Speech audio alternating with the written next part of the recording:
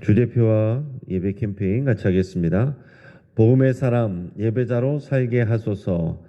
우리는 가정의 예배자입니다. 우리는 영적 예배자입니다. 우리는 삶의 예배자입니다. 아멘. 이번 주 묵상 말씀 요한복음 12장 24절 우리 세 번 같이 하겠습니다. 내가 진실로 진실로 너에게 이르노니 한 알의 밀이 땅에 떨어져 죽지 아니하면 한 알 그대로 있고 죽으면 많은 열매를 맺느니라. 내가 진실로 진실로 너에게 이르노니 한 알의 밀이 땅에 떨어져 죽지 아니하면 한 알 그대로 있고 죽으면 많은 열매를 맺느니라. 내가 진실로 진실로 너에게 이르노니 한 알의 밀이 땅에 떨어져 죽지 아니하면 한 알 그대로 있고 죽으면 많은 열매를 맺느니라. 아멘. 여러분, 주 안에서 죽으면 그것이 유익이고 또 열매가 있습니다. 이 복음의 비밀을 우리가 깨닫고 그 안에서 살아가시기를 주의 이름으로 축복합니다.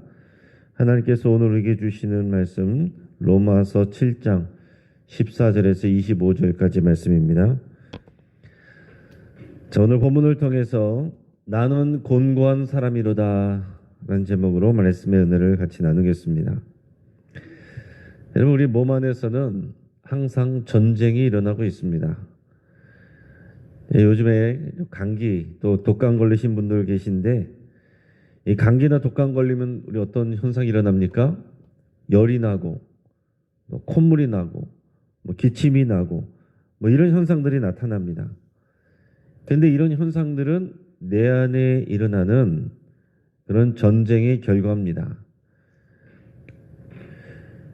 우리 내 몸 안에 세균이나 바이러스 같은 이런 병원성 미생물들이 침투하면 우리 몸의 면역 체계가 여기에 대해서 반응을 하죠. 그리고 싸웁니다. 자, 1차적으로는 우리 피부나 점막, 그리고 타액이나 눈물, 위산, 담즙 이런 것들이 이것을 이제 막는 역할을 하는데, 1차적인 이런 장벽이 뚫리면 우리 몸 안에 들어오면 병원체를 섭취해서 파괴하는 우리 몸 안에 있는 이런 대식세포나 또는 호중구, 백혈구 이런 얘기들 들어보셨죠? NK세포, T세포 이런 우리 피 안에 있는 우리 이런 세포들이 피를 통해서 그곳으로 이동을 해가지고 직접 이 병원성 미생물들과 싸웁니다. 그렇게 싸우면서 나타나는 현상이 열이 나고 기침이 나고 콧물이 나고 이런 현상이죠. 자, 이런 우리 안에 병균과 세균이 바이러스가 침투했는데 이런 일이 안 일어나면 어떻게 되겠어요? 우리는 그냥 병 걸려서 죽는 겁니다. 자, 열이 나고 기침이 나고 콧물 나면 우리 몸 안에서 하나님이 주신 이런 면역력이 싸우고 있구나. 하나님이 이 일을 마련해 주셨구나 하는 것을 여러분 생각하시면서 감사드릴 수 있기를 바랍니다. 우리 몸 안에서뿐만이 아니라 우리 마음 안에서도 항상 우리 안에는 전쟁이 일어나요. 우리 마음 안에 선을 행해야지 하는 마음과 또 하나는 그냥 내 편한 대로 살아야지 하는 마음이 두 가지가 서로 싸웁니다. 오늘도 새벽에 피곤한 몸을 이끌고 기도에 나갈까? 그래도 나가야지 하는 마음과 하루만 쉬자 하는 마음이 우리 안에서 싸우는 그런 경험을 여러분들도 하셨을 겁니다. 그보다 더 작은 내적 갈등도 있죠. 우리 밤에 또 맛이 있는 것을 내가 먹을까? 출출한데 맛있는 것을 야식을 먹을까? 아니야, 내 건강을 위해서 참을까? 이런 작은 갈등까지 우리 안에 내적 갈등이 많이 있습니다.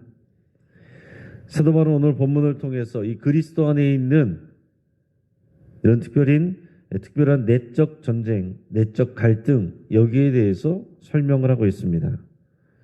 먼저 율법과 나의 관계에 대해서 14절에서 17절까지 말씀을 우리 같이 읽겠습니다. 우리가 율법은 신령한 줄 알거니와 나는 육신에 속하여 죄 아래에 팔렸도다. 내가 행하는 것을 내가 알지 못하노니 곧 내가 원하는 것은 행하지 아니하고 도리어 미워한 것을 행함이라. 만일 내가 원하지 아니하는 그것을 행하면 내가 이로써 율법이 선한 것을 시인하노니 이제는 그것을 행하는 자가 내가 아니요 내 속에 거하는 죄니라. 아멘. 자, 하나님께서 이스라엘 백성에게 율법을 주셨습니다. 그리고 모든 사람들에게는 양심의 법을 주셨어요. 사람들 안에는 다 이 법이 있습니다. 선하게 살아야 돼, 죄를 지으면 안 돼 하는 기본적인 법이 있어요. 하나님이 주신 율법은 선하고 좋은 것입니다. 하지만 연약한 인간은 어떻습니까? 그 율법을 다 지키지 못해요. 그래서 오히려 자신의 죄만 더 드러나게 됩니다. 거짓말하면 나쁜 거라는 걸 알게 되는데, 알고 있는데 거짓말을 해요. 그러면 내 죄만 더 분명하게 드러나게 돼요. 그래서 율법은 기본적으로 이것을 잘 지키면 내가 너희에게 복을 준다는 그 복이 약속되어 있는데, 동시에 그 율법에 저주가 있습니다. 이것을 지키지 아니할 때는 이러한 저주가 자동적으로 나간다는 것을 하나님이 미리 말씀해 주셨어요. 그러나 우리 설교 때나 이런 때는 우리가 그런 하나님이 주시는 복에 대해서는 많이 듣고 또 들으려고 하지만은 성경에 나와 있는 저주에 대해서는 잘 설교도 안 하고 그런 것을 우리가 잘 기억하려고 안 합니다. 율법에는 복과 저주가 함께 약속되어 있어요. 근데 우리가 율법을 다 지키지 못하니까, 또한 양심의 법을 지키지 못하니까 죄를 짓게 되고 죄에 따르는 저주가 우리 안에 더 부어지게 됩니다. 그래서 우리는 항상 저주 아래 놓여 있는 그런 상황 가운데 가게 된다라는 얘기예요. 그래서 바울은 이것을 뭐라고 표현했냐면 나는 육신에 속하여 죄 아래 팔렸도다 이렇게 고백합니다. 자, 여기서 말하는 육신이란 것은 내 마음대로 하고 싶어하는 그런 내 마음의 욕심, 이런 죄성, 이것을 말합니다. 육신에 속하여 죄 아래 팔렸도다. 마치 내가 노예처럼 죄에 팔려서 죄를 짓지 않고는 못 사는, 죄가 내 안에서 종노릇하는 그런 상태가 되어 있다는 거예요. 아, 이거 지으면 안 돼 알면서도 똑같은 죄를 또 반복하는 이런 연약한 내 모습, 이것을 지금 사도 바울이 고백하고 있다는 얘기입니다. 그러면서 우리는 어떻습니까? 죄를 지으면서 죄책감을 느껴요. 죄책감을 느낀다는 건 어떤 것입니까? 하나님이 주신 율법을 우리가 지키지 못할 때, 네 부모를 공경하라는데 공경하지 못해요? 너 남의 가서 탐내지 말라 그랬는데 탐내는 마음을 가져요? 그러면 우리는 그 죄를 짓고 그것으로 인해서 죄책감을 느낀다는 얘기예요. 뒤집어서 얘기하면 무슨 말입니까? 율법 자체는 나쁜 게 아니라는 거예요. 율법 자체는 선한 거죠. 율법이 잘못된 게 아니라 율법을 지키지 않고 죄를 짓는 내가 잘못된 겁니다. 그리고 더 나가서 17절에서는 결국 그것은 내 안에 있는 죄가 그러는 거다 이렇게 표현하고 있어요. 여기서 말하는 죄라는 것은 좀 심도 있는 깊은 내용입니다. 이 죄는 내가 어떤 죄를 지은 하나하나의 어떤 개별적인 죄가 아니라 죄된 본성을 말하는 거예요. 내 안에 죄된 본성. 내가 죄고 죄가 곧 나인 이 죄된 본성. 이 죄된 본성이 나로 하여금 죄를 짓게 만든다 이런 표현입니다. 그리고 마귀는 나의 이 죄된 본성을 부추겨요. 그럼 우리가 생각을 할 수 있습니다. 마귀 때문에 내가 죄를 졌구나. 근데 꼭 그렇게 얘기할 수 없다는 거죠. 여러분, 에덴 동산에서 여러분 뱀이 아담을 유혹하고 꾀었습니다.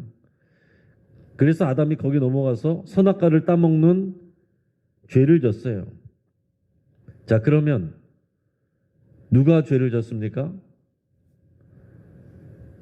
내가 죄를 지은 거예요. 아담이 죄를 지은 겁니다.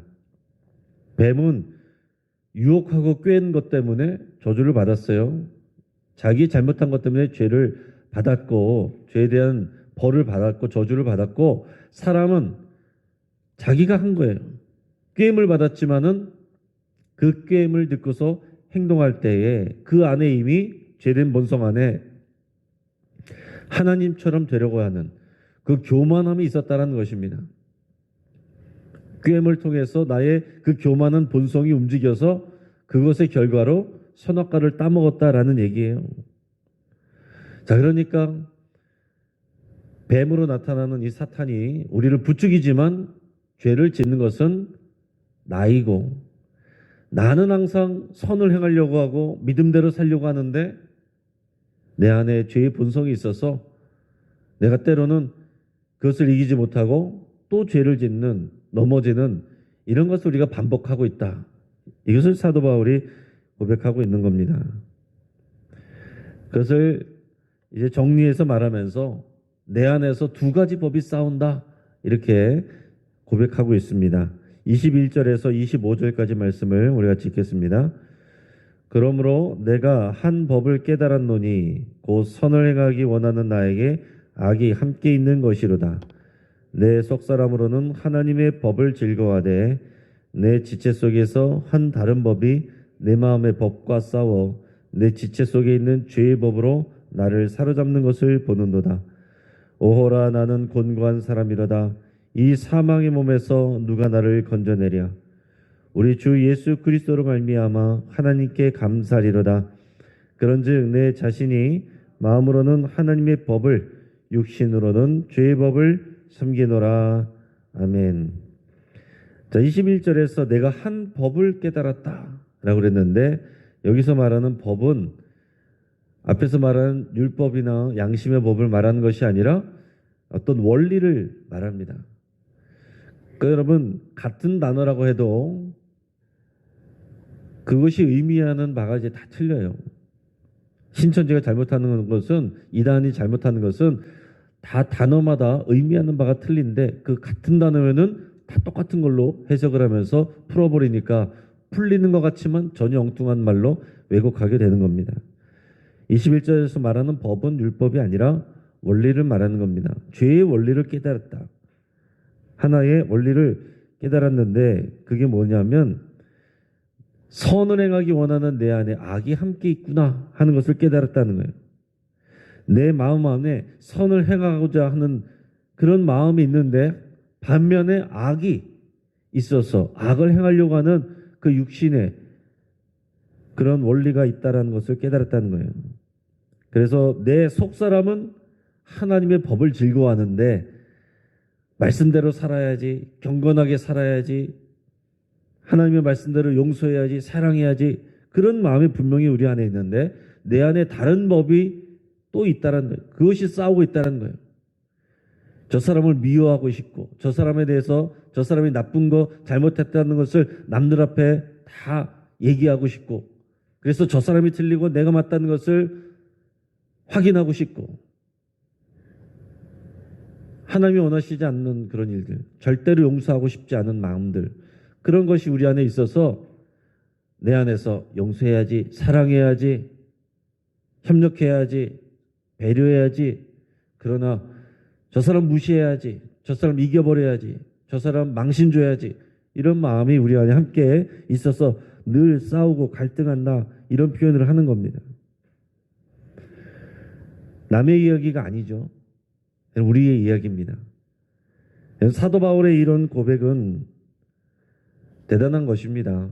사도 바울이 이런 고백을 할 수 있다는 것은 정말로 정직하고 솔직하기 때문에 이렇게 말할 수 있는 거예요. 여러분, 우리가 나이를 먹게 되고 또 남을 가르치는 또 수준에 있게 되고 또 윗사람이 되면 내 안에 분명히 누구에게나 다 이런 갈등이 있는데 마치 이런 것이 없는 것처럼, 나는 언제나 늘 의로운 것처럼, 나는 언제나 선을 추구하고 나는 언제나 경건한 것처럼, 하나님의 뜻대로 잘 살고 있는 것처럼 그렇게 말하고 행동할 때가 있습니다. 내 자신을 포장할 때가 많아요. 그 대표적인 예가 성경에서 보면 바리새인들과 대제사장 같은 사람들이죠. 특히 종교 지도자로 갈수록 하나님의 말씀으로 남을 가르치고 그런 대표가 되고 윗사람이 되고 대접을 받는 사람이 될수록 그렇게 되기가 쉽습니다. 이런 사람들은 항상 자신들은 언제나 의롭고 저 죄인이나 세리들과 같이 되지 않는 것을 하나님께 감사를 드리면서 이런 평민들, 이런 일반 사람들은 다 율법을 어겼으니 죄인이라고 항상 지적하는 일에 능숙합니다. 그러면서 내 안에 있는, 내 속에 있는 죄는 보지 못하고 고백하지 않아요. 나는 언제나 의롭다라고 생각합니다. 나는 기도도 했고, 나는 금식도 했고, 나는 11조도 드렸고. 예수님께서 그 사람들에게 회칠한 무덤아, 독사의 새끼들아 그랬습니다. 그러나 너희가 하는 이런 일들은 버릴 것이 아니다. 이것도 하고 저것도 해야 된다. 내 속에 이런 더러움이 있고 죄가 있다는 것을 고백하고 하나님 앞에 회개하면서 네가 경건하게 기도도 하고 11조도 하고 봉사도 하는 것, 그것도 좋은 것이니 그것도 해야 될 것이다. 예수님은 그렇게 말씀하셨어요. 겉만 번지르르 하고 속은 썩어 있는 거, 이게 휘칠한 무덤입니다. 만약에 바리새인들과 대제사장들이 예수님이 이 말씀을 듣고 내 마음을 찢으면서 회개하였다면 그들의 인생이 달라졌을 겁니다. 근데 그들은 어떻게 했어요? 자존심이 상해가지고 화를 냈어요. 그래서 그 말씀 앞으로 가려고 하는 것이 아니라 화가 나가지고 부글부글하면서 모여가지고 저 예수를 죽이자, 이렇게 모함했다라는 얘기입니다. 그래서 예수를 고소하고 예수가 죄인이라고 그러고 그 죄인을 고소하는 자기들은 하나님을 수호하는 의인으로서 이렇게 행세했다는 얘기입니다. 여러분, 이런 일들이 오늘날 우리에게서도 얼마든지 일어날 수 있는 일이라는 거예요. 목사나 중직자들이 사도 바울처럼 이런 고백하기가 쉽지가 않습니다. 물론 공적인 자리에서 우리가 겸손의 표현으로, 우리가 수사적으로 그런 표현을 하기도 하지만은 정말로 내 자신 안에 이 죄의 법이 있어서 내가 늘 죄 안에서 넘어지고 내가 육신에 싸워서 지고 이것을 인정하는 게 쉽지 않다는 얘기입니다. 내 안에 죄가 있어서 내 마음으로 미워하고 살인하고 음란하고 하나님 앞에서 내가 왕노릇하고 교만하고 이것을 정말로 내 안에서 깊이 있게 고백하고 남들 앞에서 인정하는 게 쉽지 않다는 얘기예요. 우리는 누가 남이 뭐라고 잘못한 것, 악의를 가지고 한 것도 아니고 그냥 있는 그대로 얘기하기만 해도 화를 내고 오히려 그 사람이 잘못한 것을 드러내려고 하는 게 사람의 육신의 모습입니다. 또 내 연약한 것, 내 실수한 것, 그런 것들이 드러나거나 폭로될까 봐, 남들이 내 자신에 대해서 실망하게 될까 봐, 수근거리고 비방하게 될까 봐 두려워서 그걸 잘 못해요.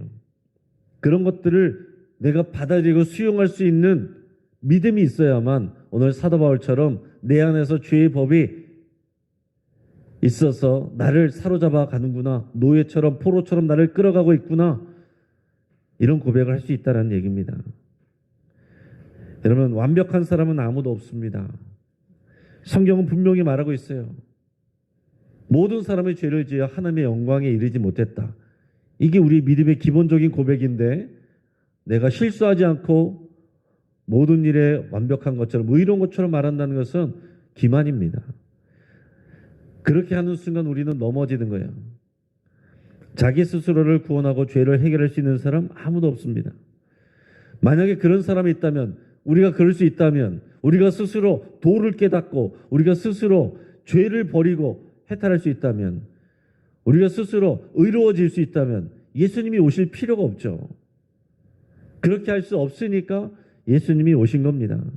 예수님이 굳이 십자가에 죽으실 필요가 없었겠죠. 그렇다면 우리가 스스로 깨닫고 반성하고 선한 사람으로 우리가 점점 발전해 나간다면 예수님이 오셔서 십자가에서 죽으실 필요가 없었다라는 것입니다. 철저하게 사도 바울과 같이 내가 할 수 없습니다, 나는 은혜 받고 또 결단해도 또 넘어지고 또 죄를 짓는 게 나입니다, 내 안에서 늘 그것이 싸우고 있습니다, 말씀대로 살아야지 하면서도 또 넘어지고 내 욕심대로 살고, 사랑해야지 하면서 또 미워하는 게 나입니다, 이렇게 고백하고 인정할 때만 주님의 은혜가 나에게 은혜가 되는 겁니다. 이것을 인정하고 은혜 안에 있게 되면 어떻게 돼요? 아무도 우쭐대거나 자랑하거나 남을 함부로 판단할 수가 없습니다. 나도 그런데 내가 누구를 뭐라고 판단할 수가 있겠습니까? 남을 판단하는 순간 나는 그렇지 않다라는 그런 교만한 마음이 들어오게 되는 거거든요. 그래서 설교자도 위험한 것이 이런 말씀을 선포하다 보면 나는 그거 다 지키고 있는 것처럼 스스로 착각할 수도 있거든요. 이 말씀 앞에 저도 같이 쓰는 것이지 이걸 다 소화되고 내가 되기 때문에 이렇게 가르치거나 선포하는 게 아닙니다. 주의 말씀을 선포하는 통로로서 사용되고 그 말씀 앞에 다 같이 서는 거죠. 그러면 이것을 우리가 받아들이면 내가 죄인이고 넘어진다는 것을 받아들이면 오히려 남을 판단하고 정죄하기보다는 공감해 주게 돼요. 나도 그런데 저 사람도 그럴 수 있다. 이렇게 되는 겁니다. 이거 인정하지 않으면 어떻게 됩니까? 목사가 어떻게 저럴 수 있어? 장로가 어떻게 저럴 수 있어? 권사가 돼서 어떻게 저럴 수 있어? 다 그럴 수 있어요. 목사도 넘어지고 장로도 넘어지고 권사도 안수집사도 교회 오래 다닌 사람도 다 넘어집니다. 그래서 우리는 주의 은혜가 필요한 거예요. 성경은 위대한 신앙 위인들을 포장하지 않고 그들 안에 있는 죄의 법을 죄에 팔리는 모습을 그대로 폭로하고 보여줍니다. 아브라함과 이삭은 어땠어요? 두려움 때문에 자기 아내를 이방 왕에게 속이면서 누이라고 그러면서 아내로 보냈어요. 이런 바보 같은 사람이 어디 있습니까? 야곱은 하나님이 주시는 복을 받으려고 아버지도 속이고 형도 속이고 그리고 자식들을 많이 낳아놓고서는 요셉을 편애했습니다. 다른 자식들의 아픈 마음을 헤아리지 않았어요. 모세는 욱하는 마음으로 사람을 때려 죽였던 사람입니다. 또 마지막에는 욱하는 마음으로 내가 이 반석에서 물을 내랴 하나님이 명하시지 않았는데 말로 하라고 그랬는데 그것을 지팡이로 두드렸다가 가나안 땅에 못 들어갔습니다. 다윗은 훨씬 심했죠. 남의 아내에게 음욕을 품고 간음을 했습니다. 이거를 숨기려고 그 남편 우리아를 속였습니다. 뜻대로 되지 않으니까 왕의 지위를 이용해서 전쟁의 맨 앞에 보내서 죽게 만들었습니다. 그리고는 내 손으로 안 죽였으니 나는 아무 죄가 없다. 살인하지 말라고 그랬는데 나는 살인하지 않았다. 그러고 있었어요. 그러다가 하나님 앞에서 그 죄가 폭로되고서 철저하게 회개하고 그러나 그 죄값을 받았습니다. 베드로는 다른 제자들보다 예수님을 더 사랑한다고 내가 가장 충성스럽다고 항상 자만했습니다. 그러나 예수님을 3번이나 부인하고 저주까지 했어요. 여러분 인간의 몸을 입고서 죄가 없는 분은 오직 예수 그리스도 한 분뿐입니다. 그런 예수님도 십자가를 피하고 싶은 인간적인 내면의 욕구가 있었습니다. 그래서 겟세마네 동산에서 아버지여 이 잔을 내게서 지나가게 하옵소서 간절하게 땀이 핏방울처럼 될 때까지 3번이나 그렇게 기도하셨습니다. 그러고서는 결국 내 뜻대로 하지 마시고 아버지 뜻대로 하시옵소서. 여러분 이것은 내적 갈등이에요. 3시간 동안에 3번의 기도는 내 안에 그런 갈등하는 것을 보여주는 겁니다. 예수 그리스도조차도 이런 갈등을 겪었는데 어떻게 우리는 우리 안에 이런 갈등도 없이 항상 의롭고 경건하게 사는 것처럼 우리가 행세할 수 있냐 말입니다. 사도 바울이 이렇게 탄식합니다. 오호라 나는 곤고한 사람이로다. 이 사망의 몸에서 누가 나를 건져내랴. 내가 이 육신의 몸을 입고 살아가는 이 동안은 내가 죄를 안 지을 수가 없고 내가 넘어지지 않을 수가 없고 내가 주의 뜻대로 살려고 하면서도 내 인간적인 마음으로 미워하고 음욕하고 탐심을 갖고 죄로 인해서 넘어지지 않을 수가 없구나. 이 늘 싸우는 이 안에 있는 이런 몸에서 누가 나를 건져내느냐. 이렇게 탄식했다라는 얘기예요. 그러고 나서 25절에서 중요한 고백이 간단하게 나오는데 25절에서 뭐라고 고백합니까? 우리 주 예수 그리스도로 말미암아 하나님께 감사리로다. 여러분 잘 기억하셔야 돼요. 앞에서는 누가 나를 이 사망의 몸에서 건져내랴. 나는 곤고한 사람이로다. 그랬습니다. 그런데 25절에서는 우리 주 예수 그리스도 안에서 내가 하나님께 감사한다. 나는 절대 못하는데 예수 그리스도 안에서 이게 되는 거예요. 나는 절대 의롭지 못한데 예수 그리스도 안에서만 내가 의롭다라고 칭함을 받는 겁니다. 하나님의 사랑과 그 약속된 복을 받을 수가 없는 존재인데 예수 그리스도 안에서 하늘의 신령한 모든 복을 받을 수 있게 된 겁니다. 그래서 감사하게 되는 거예요. 이 두 가지가 다 있어야 우리가 건강한 신앙인으로 넘어지지 않습니다. 내 자신에 대한 탄식과 고백, 예수 그리스도 안에서 감사, 이 두 가지가 다 있어야만 믿음으로 살게 되는 겁니다. 감사만 있으면 스스로 속일 수 있어요. 나는 다 잘하고 있는 것처럼 스스로 교만해질 수 있습니다. 감사가 없고 탄식만 있으면 하나님의 뜻대로 살 수가 없어요. 늘 죄책감에 시달리면서 살아갑니다. 그러니까 내 안에 탄식과 하나님의 하신 일에 대한 감사, 예수 그리스도 안에서의 감사, 이 두 가지가 항상 있을 때 우리가 주님의 은혜 안에서 살게 되는 것입니다. 이 바울의 내적인 탄식과 감사 기도가 끊어지지 않는 우리의 삶 되기를 주의 이름으로 축복합니다. 같이 한번 기도하겠습니다. 여러분 말씀을 붙잡고 함께 기도할 때에 내 안에 이 죄의 법이 활동하고 있음을 여러분 고백하시고, 남들 앞에서는 표현하지 않지만 남을 미워하고 마음으로 살인하고 마음으로 탐심하고 또 교만하고 또 음란했던 모든 것을 여러분 회개할 수 있길 바랍니다. 바리새인과 대제사장들처럼 말하고 행동하고 남을 판단하고 정죄했던 것 회개할 수 있길 바랍니다. 또 우리가 곤고한 사람인 것을 여러분 시인하고 예수님으로 인해 나를 구원하신 예수님으로 인해 우리가 하나님 앞에 감사드릴 수 있길 바랍니다. 우리 가정을 위해서 기도할 때 우리 가족들이 내적 갈등을 통해서 하나님의 은혜로 나아갈 수 있기를 위해서 함께 기도하기를 바랍니다. 여러분 이런 영적인 갈등, 내적 갈등 없이 승승장구하기만 하면 하나님께를 못 가요. 여러분 기도하실 때 잘 기도하셔야 됩니다. 우리 오늘 금요일 기도회를 위해서 여러분 같이 간절히 기도해 주시고 은혜 부어주시기 위해서 함께 기도하겠습니다. 우리 환우들을 위해서 함께 기도해 주시고, 우리 교회에 우리 이현경 집사님 교통사고로 임원 중에 있습니다. 우리 치유를 위해서 같이 기도해 주시고, 우리 어르신들과 우리 환우들 여러분의 아픈 부위를 위해서 치유를 위해서 함께 기도하겠습니다. 우리 시간 주여 한번 부르짖고 합심해서 함께 기도합니다. 주여